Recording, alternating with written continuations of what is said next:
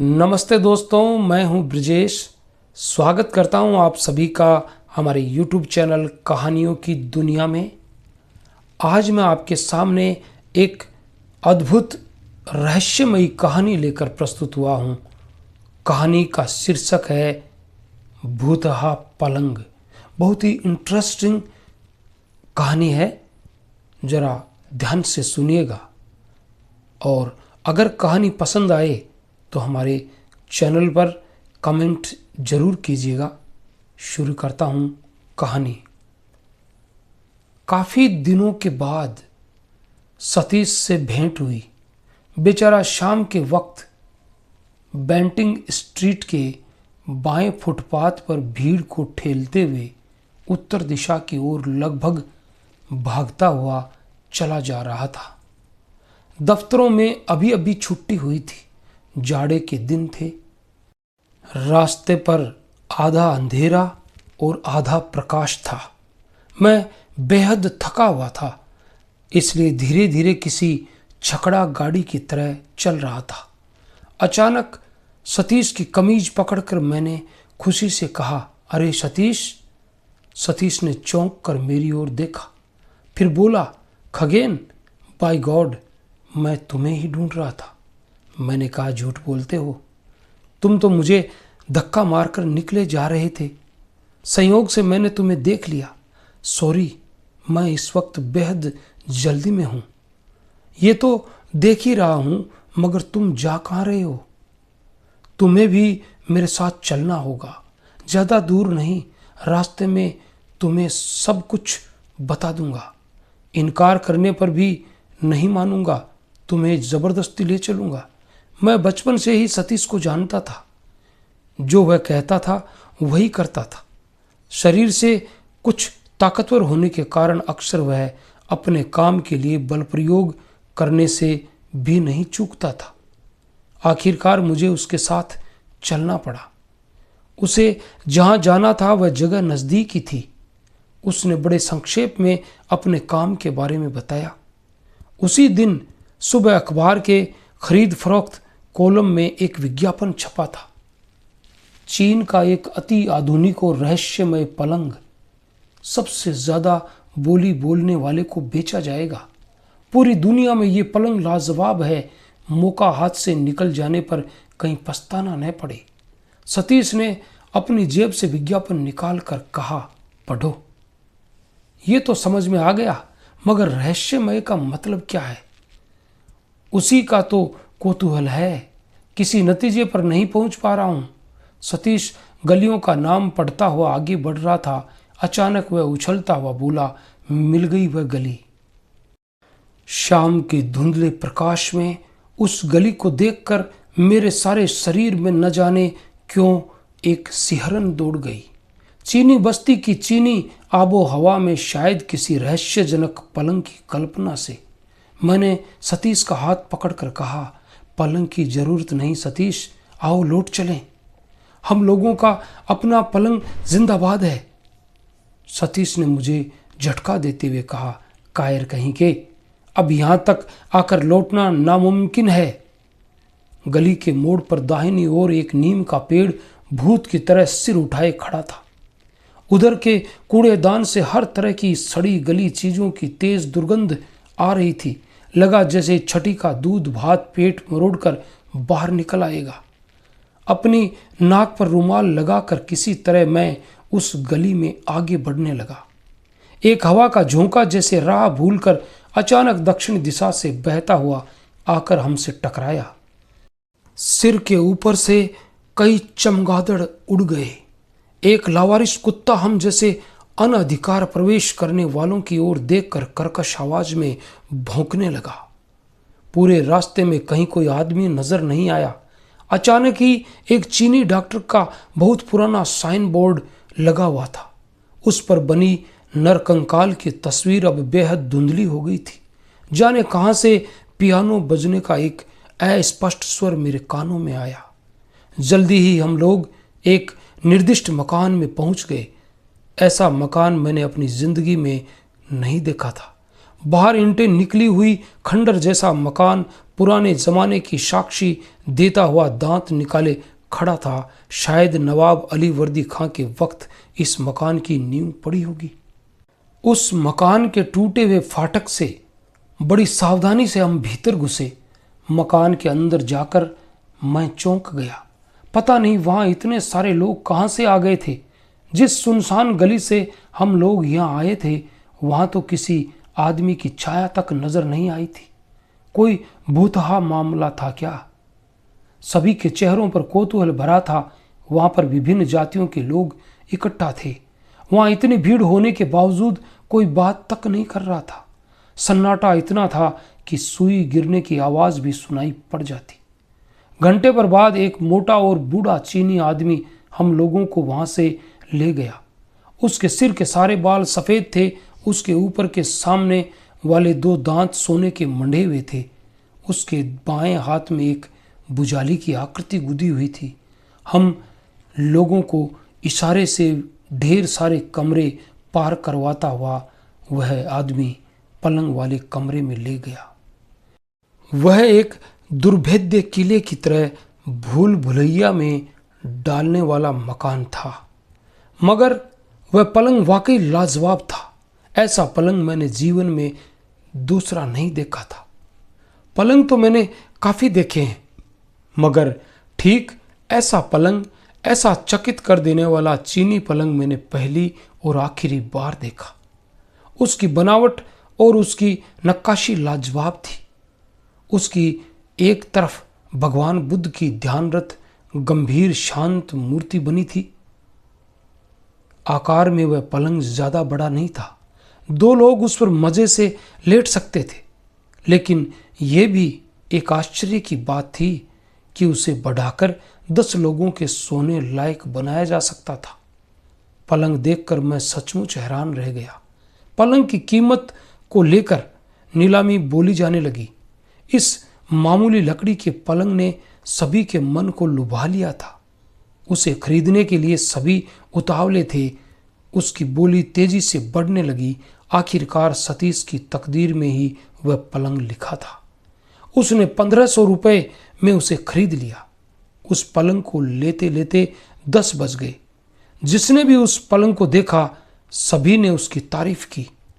सतीश के घर ही खाना खाकर मैं घर लौट आया। आते समय सतीश ने कहा, कल आना, तुम्हारी दावत रही। तथास्तु कहकर मैं चला आया। दूसरे दिन वहां जाने से पहले ही सुबह सुबह सतीश मेरे घर में आदम का। उसके बाल उलझे हुए थे, चेहरा सूखा हुआ था, दोनों आंखें गुड़हल की तरह लाल थी। किसी शंका परेशानी में शायद उसे सारी रात नींद नहीं आई थी। मैंने चौंक कर पूछा, अरे बात क्या है? विपत्ति, भयानक विपत्ति। उसके गले से आवाज नहीं निकल रही थी। कैसी विपत्ति? वही पलंग। उस पलंग से कोई परेशानी खड़ी होगी, ये मैं पहले ही समझ चुका था। कोई कभी नहर काट कर मगरमच्छ को घर ले आता है क्या? जो भी हो, वह एक रहस्यमय पलंग ही था। पहली रात की घटना उसने सविस्तार बताई। बेचारा रात भर सो नहीं पाया था। कल रात वह उसी पलंग पर सोया था। अचानक आधी रात को उसे लगा कि कोई उसके पलंग को हिला रहा है। उसने उठकर बत्ती जलाकर देखा, वहां कोई नहीं था। वह दोबारा लेट गया। थोड़ी देर बाद फिर उसकी नींद टूट गई। न जाने कैसी भयंकर आवाज से पूरा घर जैसे कांप रहा था। उसने देखा सामने की दीवार से वह पलंग भी लगातार टकराए जा रहा था। उसने हड़बड़ाकर बत्ती जलाई। कहीं कोई आवाज नहीं थी, कहीं पर जरा भी शब्द नहीं था। वह फिर लेट गया। इस बार उसने बत्ती नहीं बुझाई। भोर रात में न जाने किसके रोने की आवाज से उसकी नींद टूट गई। कोई औरत जैसे पलंग के पास बैठकर सस्वर विलाप कर रही थी। मैंने कहा, मैंने तुमसे पहले ही कहा था इस पलंग को मत खरीदो, मगर तुम्हारी जिद को कौन कहे, अब फल भोगो। सतीश ने कहा, देखो खगेन, तुम्हें शायद ठीक से समझा नहीं पाऊंगा। इस अभाग्य पलंग के प्रति मेरा ऐसा मोह हो गया है कि मैं क्या कहूं। मैं उसे किसी भी तरह छोड़ नहीं सकता। तब तू भाड़ में जा। मैं तुम्हारी सहायता चाहता हूं। मेरी सहायता? हाँ, आज तुम मेरे यहाँ ही रात का खाना खाओगे। हम दोनों सारी रात जागकर इस पलंग पर पहरा देंगे, देखूं कहाँ गड़बड़ी है। और मेरा दफ्तर? अरे पागल, कल रविवार है। आखिरकार दोस्त की सहायता के लिए शाम को मैं उसके घर में जाकर हाजिर हो गया। सतीश मेरे इंतजार में ही आंखें बिछाए बैठा था। उसने खुशी से चिल्लाते हुए कहा, सुस्वागतम सुस्वागतम। इसके बाद और कोई गोलमाल तो नहीं हुआ? नहीं, दिन के वक्त गोलमाल होने की कोई वजह ही नहीं थी। सतीश की मां बोली, देखो बेटा खगेन, मैं इससे इतना कह रही हूं कि तू जाकर इसे बेच दे, मगर ये मेरी बात ही नहीं सुनता। सतीश ने कहा, क्या कह रही हो मां? यूं ही घबराकर 1500 रुपये का पलंग बेच दूं?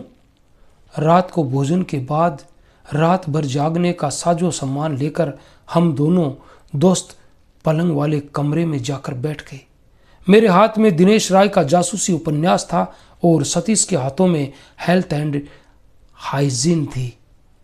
धीरे धीरे रात गुजरने लगी। तय हुआ कि पहले सतीश सोएगा और मैं जागूंगा। इसके बाद सतीश जागेगा और मैं सोऊंगा। मैं किताब खोलकर बैठ गया, मगर उसका एक अक्षर भी पढ़ नहीं पाया। बस एक टक उसे देखता ही रहा। मैं अपने कान खड़े करके डरते हुए बड़ी सतर्कता से बैठा रहा। जरा सी आवाज से मैं चौंक जाता था। लगता था जैसे कोई प्रेतात्मा अभी मेरा गला दबा देगी। पड़ोस की किसी घड़ी में 2 बजने की आवाज आई।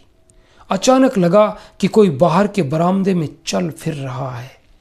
उसके पैरों की आहट सुनाई दे रही थी। मेरा सारा शरीर कांपने लगा। डर से मेरे रोए खड़े हो गए। अचानक जोर की आवाज से खुली हुई खिड़की बंद हो गई। दूसरे ही क्षण लगा जैसे मैं शून्य में उठ गया हूं। मेरी चेतना जैसे कुंद हो गई थी। मैं जीवित था या मृत, ये भी संदेह का विषय हो गया। मैं मारे घबराहट के पुकारने लगा, सतीश सतीश। सतीश ने हड़बड़ाकर उठते हुए पूछा, क्या बात है खगेन, क्या हुआ? भय और विस्मय से मेरे मुंह से कोई बात नहीं निकल रही थी। सतीश ने मेरे दोनों कंधों को झकझोरते हुए मुझे पुकारा, खगेन खगेन। मैं अपने माथे का पसीना पोंछते हुए बोला, ओह, मैं बेहद डर गया था। ये देख ही रहा हूं, खैर अब तुम्हें जागने की जरूरत नहीं है, तुम सो जाओ, मैं जाग कर बैठा हूं। नहीं, मैं भी नहीं सोऊंगा और अब मुझे नींद भी नहीं आएगी, डरपोक कहीं का। इसके बाद मुझ जैसा कायर व्यक्ति और सतीश दीवार से टेक लगाकर बैठ गए। हम दोनों ही खामोशी से आंखें खोले हुए बैठे थे। मैं खुली खिड़की से बाहर के एक टुकड़ा आसमान की ओर टकटकी लगाकर देखता रहा। आसमान में असंख्य तारे जगमगा रहे थे। ऐसा लगा जैसे वे हमारी मुसीबत पर मुस्कुरा रहे हो। हम लोग चुपचाप बैठे हुए थे। ऐसे समय अचानक बिजली की रोशनी बुझ गई। हम दोनों के मुंह से आवाज निकली, कौन है? लगा जैसे किसी ने मेन स्विच बंद कर दिया था। अचानक एक जोर की हंसी से पूरा कमरा भर गया। ऐसी हंसी मैंने जीवन में इससे पहले नहीं सुनी थी। वह हंसी जैसे रुकने का नाम ही नहीं ले रही थी। ये कैसी विकट आवाज थी, हा हा हा, ही हो हे। मुझे लगा जैसे कोई दरवाजे के पास खड़ा होकर अट्टहास कर रहा था। मैं सिहर उठा। सतीश ने झट से दरवाजे की ओर टॉर्च की रोशनी फेंकी। उससे मामला और बिगड़ गया। ऐसा लगा कि कोई औरत दरवाजे की उल्टी खिड़की के पास बैठकर बड़े करुण स्वर में रो रही थी। उसके रोने की भाषा समझ में नहीं आई, सिर्फ लगा कोई करुण स्वर पूरे कमरे में जैसे अपना सिर धुन रहा था। इसके बाद उस खाट पर से उसके रोने की आवाज आने लगी। लग रहा था उसके आंसुओं से पूरा पलंग भीग जाएगा। उस अबूझ भाषा की करुण विलाप ध्वनि ने मन में एक अशांत वेदना का संचार कर दिया। जिसके कारण हम दोनों की सारी ताकत जैसे धीरे धीरे खत्म होने लगी। ऐसा लगा जैसे किसी ने क्लोरोफॉर्म सुंघाकर हम लोगों को बेहोश सा कर दिया। लगा हम लोग धीरे धीरे अपने होश गंवा रहे हैं। सतीश कुछ ज्यादा ही साहसी था, इसलिए वह पलंग पर टॉर्च की रोशनी फेंक कर चीखने लगा, कौन है वहां, कौन है? वहां न कुछ नजर आया, न कोई जवाब मिला। अचानक वह पलंग पूरे कमरे में उछलने कूदने लगा। ऐसा लगा जैसे अनगिनत नरकंकाल उसके चारों तरफ नृत्य कर रहे थे। उनके हाथों में खटखट शब्द से कानों के पर्दे फटने लगे। मेरा दिल एक अव्यक्त दुख से बोझिल हो गया। ऐसा लगा जैसे वह टुकड़े टुकड़े हो जाएगा। इसके बाद धीरे धीरे मैं पूरी तरह से बेहोश हो गया। इसके बाद कहां से क्या घट गया मैं ठीक से समझ नहीं पाया। ऐसा लगा जैसे मैं किसी दूर देश के किसी चीनी व्यक्ति के कमरे में पहुंच गया हूं। उस छोटे से कमरे में उस वक्त उतनी रात को एक दिया टिमटिमा रहा था। कमरे के फर्श पर एक आदमी लगभग मृत अवस्था में लेटा हुआ था। एक फटी चटाई पर लेटे हुए उस आदमी के बीमार पीले चेहरे को देखकर मुझे बड़ी दया आई। रोग में पड़े पड़े बेचारा हड्डियों का ढांचा मात्र रह गया था। एक औरत उसकी बगल में बैठी थी। वह उसकी पत्नी ही लगी, लेकिन वह अपने पति की तुलना में चौगुनी थी। वह एक बड़े स्टूल पर बैठी हुई ऊँघ रही थी। उसी के पास अपने इस पलंग को पड़े देखकर मैं चौंक गया। 7 समुंदर 13 नदी पार करके वहां उसे कौन ले आ गया था? अचानक उस औरत ने भरपूर जम्भाई ली। उसके बाद अपने मुंह के सामने 2 बार चुटकी बजाकर उसने चारों ओर देखा। मैंने देखा कि इस बीच उसका पति चुपके से उठकर उसी खाट की ओर बढ़ गया था। चौंक कर क्रोधित बाघिन की तरह उसकी पत्नी ने उसे जबरदस्ती पलंग से उतारकर नीचे बिस्तर पर गिरा दिया। वह जोर जोर से चिल्लाने लगी। उसका पति बड़ी व्याकुलता से उस पलंग की ओर इशारा करके विनती करने लगा कि वह उसी पलंग पर लेटना चाहता था, लेकिन उसकी पत्नी इसके लिए कतई राजी नहीं थी। उत्तेजना में खांसते हुए उस आदमी के मुंह से थोड़ा सा खून निकल आया। मैं सिहर उठा। फिर उस आदमी का सिर एक तरफ लुढ़क गया। उसने फिर आंख नहीं खोली। उसकी औरत उसकी बगल में बैठकर सिसक सिसक कर रोने लगी। जब आंख खुली तब पाया सुबह का उजाला चारों तरफ फैल गया था।